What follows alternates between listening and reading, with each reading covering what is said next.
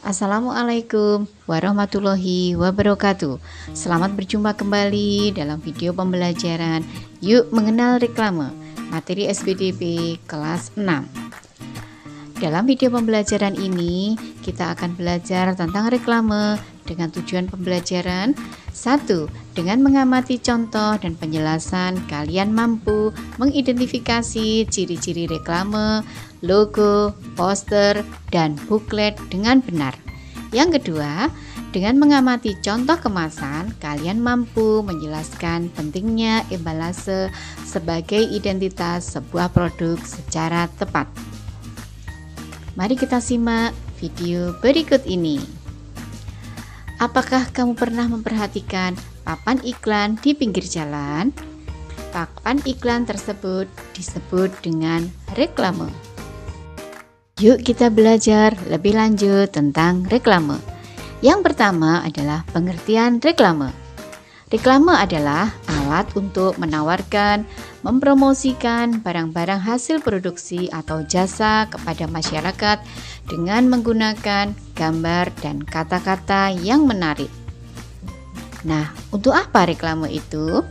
Reklame dibuat untuk mengenalkan produk kepada masyarakat sehingga masyarakat memiliki keinginan untuk membeli atau menggunakan produk tersebut. Nah, apa saja sih jenis-jenis reklame atau contoh-contoh reklame itu seperti apa? Ternyata reklame dapat berupa poster, spanduk, brosur, selebaran, logo, baliho, embalase, plakat, buklet, dan masih banyak yang lainnya. Nah, syarat reklame yang baik itu seperti apa? Yang pertama adalah mencolok. Artinya atau tujuannya agar mudah dilihat oleh khalayak ramai. Yang kedua yaitu jelas dan singkat. Kalimat yang digunakan harus jelas dan singkat. Yang ketiga adalah menarik. Reklame harus menarik. Perhatikan pula warna, ukuran, dan bentuknya. Yang keempat, dilakukan berulang-ulang. Hendaknya ditayangkan berulang-ulang di berbagai media, baik media sosial maupun media visual. Berikutnya adalah macam-macam reklame. Menurut pengadaannya, reklame dibedakan menjadi dua, yaitu yang pertama, reklame komersial, dibuat untuk kepentingan bisnis, bertujuan memperoleh keuntungan yang sebesar-besarnya. Yang kedua adalah reklame non-komersial, bertujuan mengajak, mengimbau, dan menyampaikan informasi. Selanjutnya, reklame menurut sifatnya dibedakan ada dua juga. Yang pertama adalah reklame penerangan, bersifat informatif. Artinya, menyampaikan informasi kepada masyarakat atau khalayak ramai. Yang kedua adalah reklame peringatan. Reklame peringatan ini bertujuan mengingatkan kepada masyarakat. Berikutnya, macam-macam reklame menurut medianya. Yang pertama, reklame audio diwujudkan melalui suara, baik secara langsung maupun tidak langsung. Yang kedua adalah reklame visual, reklame yang diwujudkan dalam bentuk gambar. Selain itu, masih ada jenis-jenis reklame yang lainnya. Kalian boleh mencari sumber informasi baik dari internet, dari majalah, koran, atau media yang lainnya. Nah, agar lebih memahami tentang reklame, yuk kita simak contoh-contoh reklame berikut ini. Yang pertama adalah logo. Selain logo, ada buklet. Selain buklet, ada juga baliho. Selanjutnya ada brosur, poster, spanduk, selebaran, dan masih banyak yang lainnya. Nah, yang pertama kita akan pelajari bersama yaitu logo. Logo merupakan gambar atau sketsa yang memiliki arti tertentu dari suatu perusahaan, organisasi, produk, negara maupun lembaga. Selain itu, logo bersifat singkat serta mudah diingat sebagai pengganti nama sebenarnya. Logo dapat menggunakan elemen gambar, hologram, tulisan, dan lain-lain. Logo memiliki ciri khas seperti warna dan bentuk. Selain itu, logo merupakan simbol atau gambar pada identitas visual. Nah, apa saja fungsi logo? Fungsi logo yang pertama adalah sebagai identitas. Yang kedua, sebagai media penyampai informasi. Yang ketiga, sebagai media persuasi.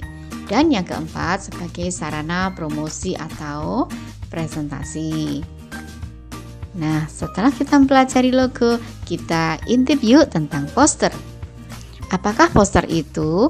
Poster adalah media publikasi yang terdiri atas tulisan, gambar, ataupun kombinasi antara keduanya dengan tujuan memberikan informasi kepada masyarakat atau khalayak ramai. Biasanya poster dipasang di tempat-tempat umum yang dilihat atau sangat strategis seperti di sekolah, di kantor, di pasar, di mal, dan tempat-tempat keramaian lainnya. Informasi yang ada pada poster umumnya bersifat mengajak kepada masyarakat. Tujuan dari poster adalah 1. Sebagai tujuan umum, sebagai media publikasi agar masyarakat dapat membacanya dan melakukan sesuatu sesuai dengan apa yang ada pada poster tersebut.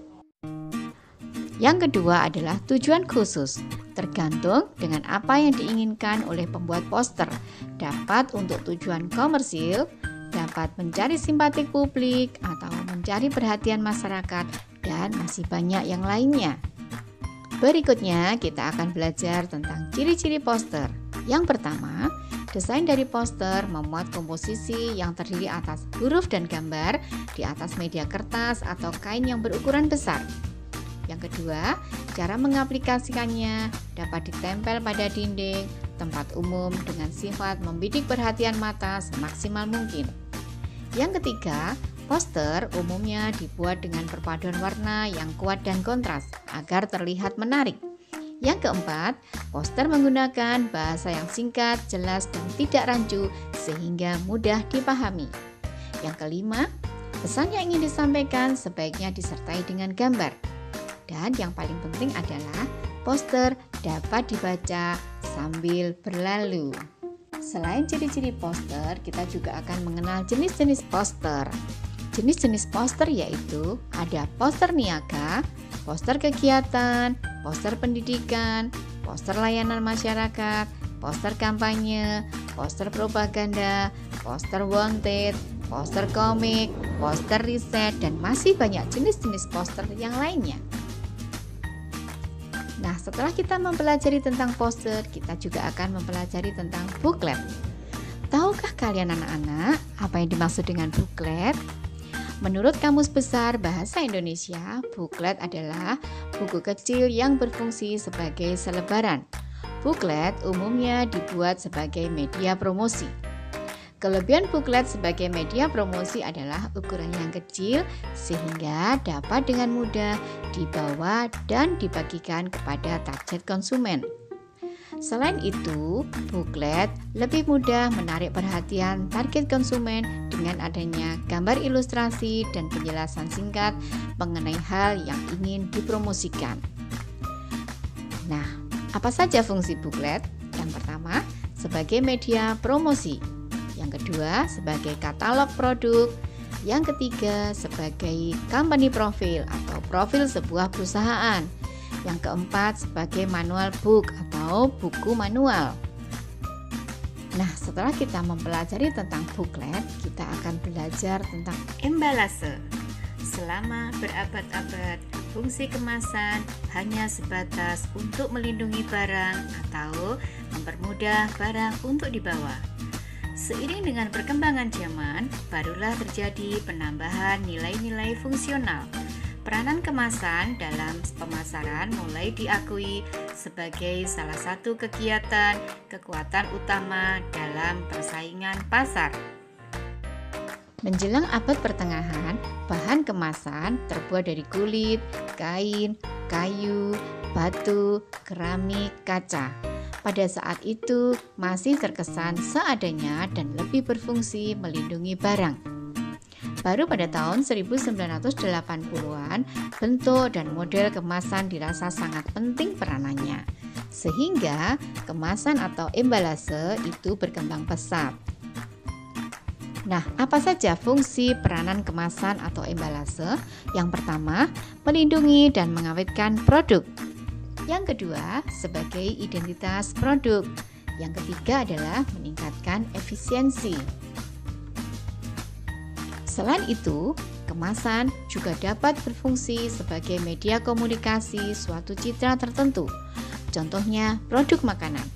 Dari kemasannya, orang sudah dapat mengenali rasanya. Walaupun tidak ada pesan yang ditulis pada kemasan tersebut, ciri pada kemasannya mengkomunikasikan suatu citra yang baik. Anak-anak, untuk tugas SBDP yaitu membuat logo pendidikan di buku gambar A4 dan tugas dikirim ke Psikodu. Nah, dalam keberagaman ekonomi yang ada di sekitar kita, membuat kemasan yang menarik dan aman untuk konsumen merupakan tanggung jawab dari suatu wirausaha. Demikian tadi video pembelajaran tentang reklame. Terima kasih banyak. Sampai jumpa pada video pembelajaran berikutnya. Wassalamualaikum warahmatullahi wabarakatuh.